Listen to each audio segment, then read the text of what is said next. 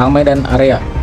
Pada 9 Oktober 1945, pasukan sekutu di bawah pimpinan Brigadir Jenderal T.A.D. Kelly mendarat di Medan dengan dalih membebaskan tawanan perang Belanda. Namun, kedatangan ini diikuti oleh Nietzsche yang berniat menguasai kembali pemerintahan. Berikut kisahnya.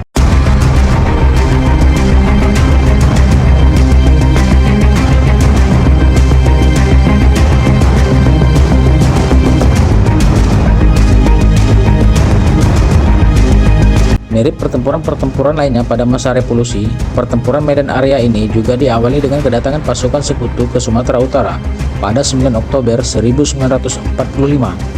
Pasukan ini sendiri dipimpin oleh Brigadir Jenderal T.A.D. Kelly.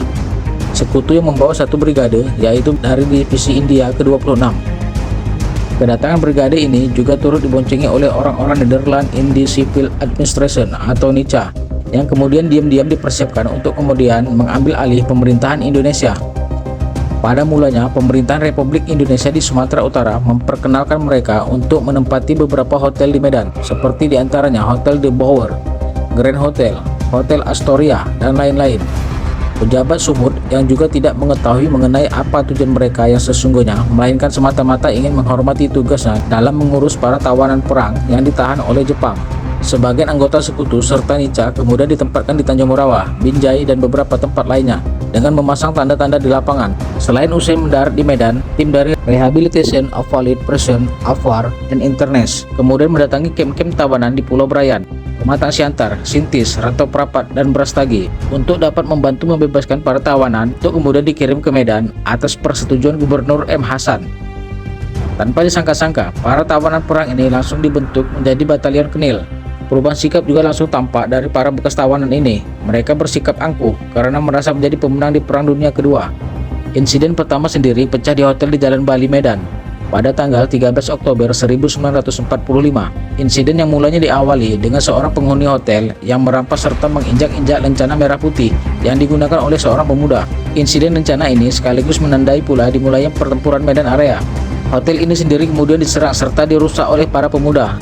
Dalam insiden ini jatuh 96 orang yang mengalami luka-luka, dengan sebagian besar diantaranya adalah orang-orang Nietzsche.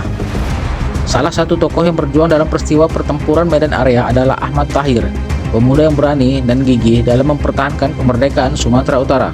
Insiden juga kemudian menjalar di beberapa kota lainnya seperti diantaranya Pematang Siantar dan Brastagi. Sebagaimana pada kota-kota lain di Indonesia, Inggris kemudian memulai aksinya untuk memperlemah kekuatan para pejuang dengan cara melakukan intimidasi melalui pamflet pada bangsa Indonesia agar kemudian menyerahkan senjata yang mereka miliki kepada pihak sekutu. Usaha yang sedemikian rupa juga dilakukan oleh Brigadir Jenderal T.A.D. Kelly pada pemuda Medan pada tanggal 18 Oktober 1945. Sejak saat itulah pasukan sekutu Nietzsche mulai melakukan berbagai aksi teror di kota Medan, sehingga permusuhan sengit antara kalangan pemuda pun tak dihindarkan.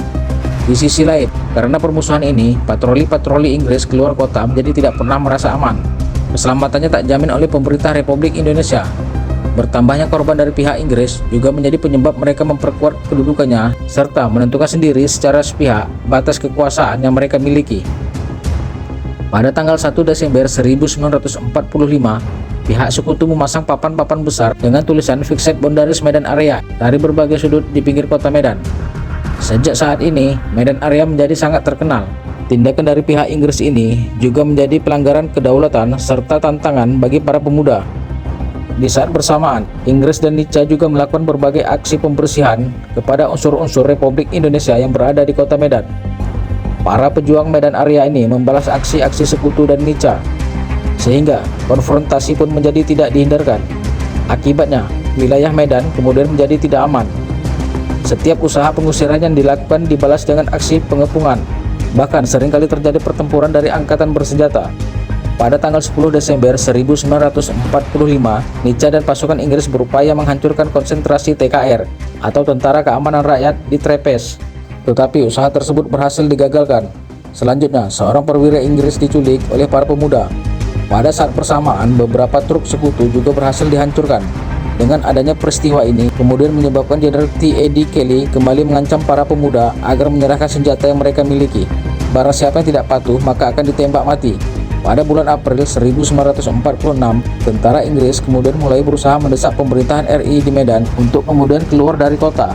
Gubernur, markas divisi TKR, serta wali kota RI akhirnya dipindahkan ke Pematang Siantar. Dengan demikian, Inggris berhasil menguasai kota Medan. Pada tanggal 10 Agustus 1946, di tebing tinggi diadakanlah suatu pertemuan komandan-komandan pasukan yang berjuang di Medan Area. Pertemuan ini akhirnya menghasilkan pembentukan suatu komando yang bernama Komando Resimen Laskar Rakyat Medan Area dan dibagi menjadi 4 sektor yang dibagi lagi menjadi 4 subsektor. Setiap sektor berkekuatan 1 batalion. Markas komando ini juga berkedudukan di Sudi Mengerti, Trepes. Di bawah komando baru inilah perjuangan di Medan Area kemudian diteruskan. Pertempuran Medan Area berakhir pada tanggal 15 Februari 1947 pukul 24.00 setelah diperintahkan oleh Komite Teknik Gencatan Senjata untuk menghentikan kontak senjata. Sesudahnya, pada Panitia Teknik Gencatan Senjata juga melakukan perundingan untuk menetapkan garis-garis demarkasi yang definitif untuk Medan Area. Dalam perundingan yang kemudian berakhir pada tanggal 10 Maret 1947 itu, ditetapkanlah garis demarkasi yang melingkari kota Medan serta daerah koridor Medan Belawan. Panjang garis demarkasi yang dikuasai para tentara Belanda dengan daerah yang dikuasai oleh tentara Republik Indonesia seluruhnya ialah 8,5 km. Pada tanggal 14 Maret 1947 ini dimulailah pemasangan patok-patok serta garis demarkasi tersebut. Tetapi kedua pihak, Belanda dan Indonesia, selalu bertikai tentang garis demarkasi ini. 4 bulan setelah pertempuran berakhir, Belanda melaksanakan operatif produk atau disebut agresi militer Belanda 1.